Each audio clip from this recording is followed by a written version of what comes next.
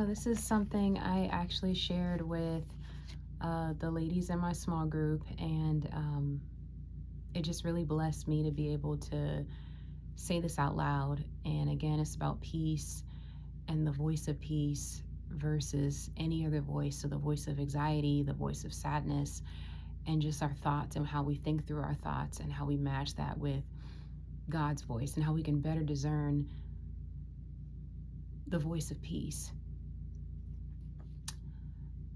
And so it said, I wanted to talk about how important peace is. God's been dealing with me about how powerful having a voice is, how life and death is in the power of the tongue.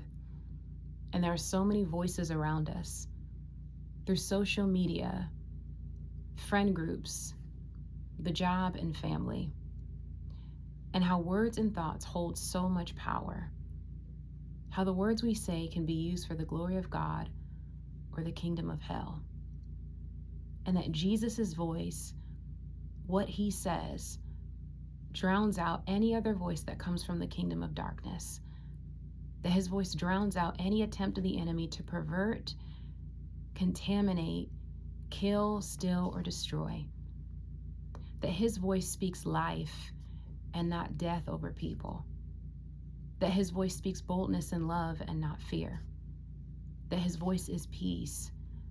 That his voice is childlike love.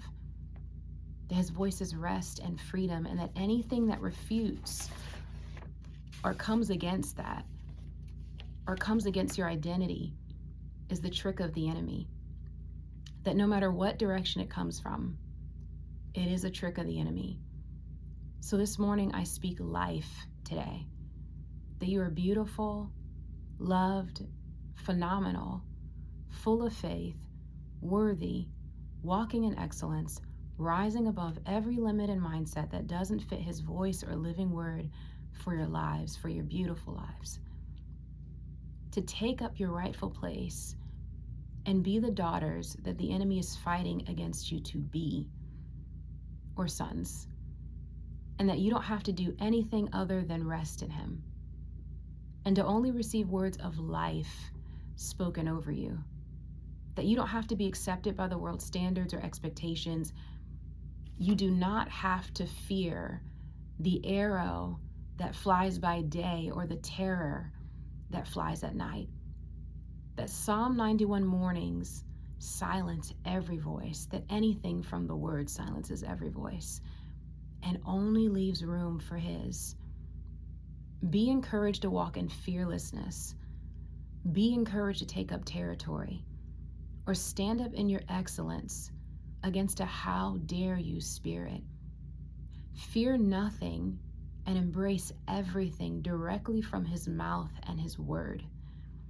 And as he builds you up and refuses to allow the enemy or anything that refutes his heart for you to tear you down, knowing that your season of overflow is long overdue.